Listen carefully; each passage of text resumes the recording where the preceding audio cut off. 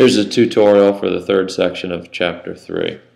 Working on understanding how to use truth tables, what they mean, and also the concepts of equivalency, contradictoriness between a pair of claims, and analyzing a single claim, understanding the idea that it may be a tautology or self-contradiction or a contingency. It will always be one of those. Just the first two parts of what I mentioned here. Okay, truth table covers all the possibilities, all the possible combinations of truth values of some set of claims. Here I have a 4-row truth table for two propositions, P and Q. This is the standard order in which those combinations are written. There's no significance to that order other than that it's a common pattern. First of all, in case 1, and this reads across as a row, you might say, or will say, P and Q are both true.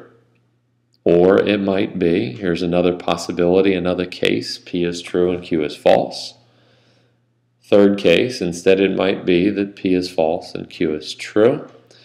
And finally, P and Q are both false as a fourth possibility.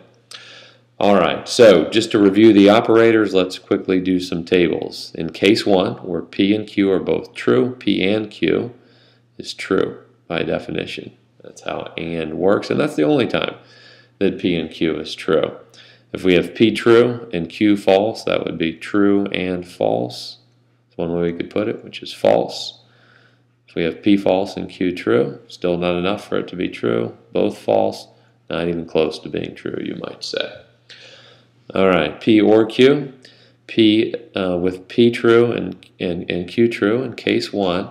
We have an OR statement which requires at least one of the two expressions to be true, since we're using inclusive OR, so it would be true there.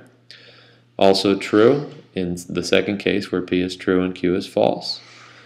And true where P is false and Q is true. The only time it would be false is if both P and Q, both expressions on either side of the OR, are false.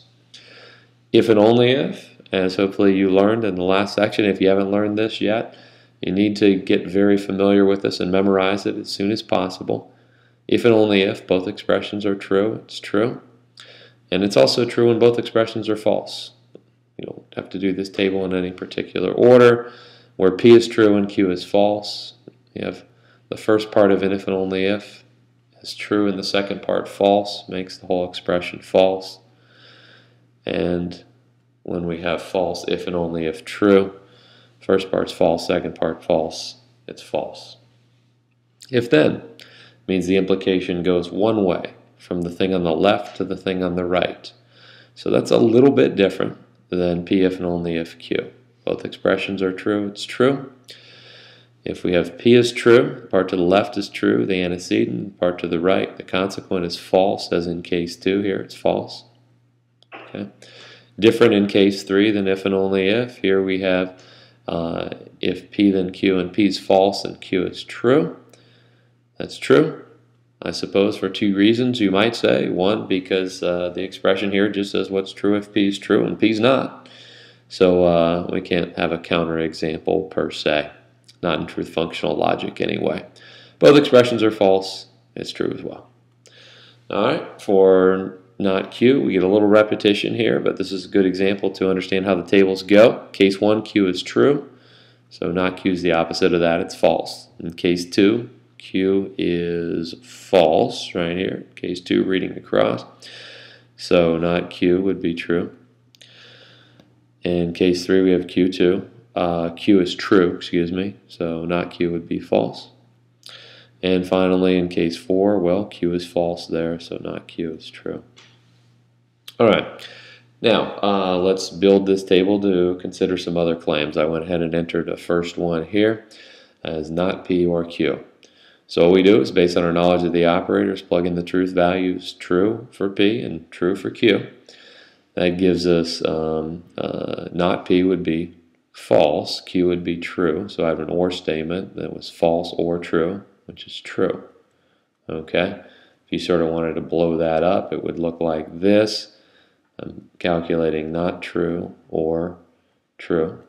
which is false, or true, which is true. And then I enter that into there. Okay, so practice calculating. Again, you can always pause this and see if you can anticipate what I'm going to do. That's the best way to use these videos, in fact. All right, this time I have P is true, Q is false. That's going to be false or false, which is false. Remember, the negation just applies to the P. The negation applies to the shortest possible expression to its right that's allowed by the parentheses. So that this is not P or Q, rather than it's not the case that either P or Q, or it's not the case that P or Q, depending, you put the parentheses around the P or Q in that case. All right, in the next case, we're going to have true or true, which is true. You might make little notations. Sometimes I do this, that since P is false, not P is true. Q we're given as true. So you can wind up with true or true, which is true. Okay, in the final case, not P, notice here, is true. It doesn't even matter what the truth value of Q is. That's going to make the whole expression true.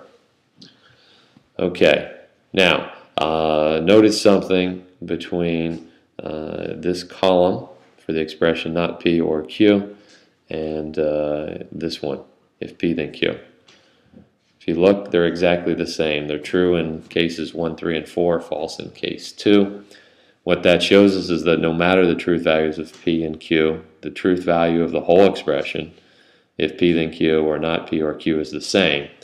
And that would tell you that the two claims are logically equivalent.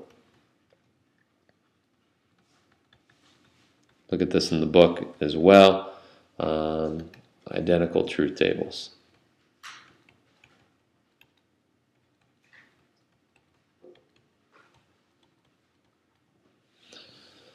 Okay, let's knock off one more claim here.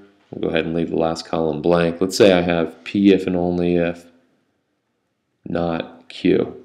If we do the calculations here, we're going to have true if and only if false, which is false.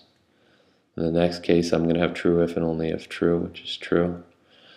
The next case, P is false, not Q is false, so that's going to be true.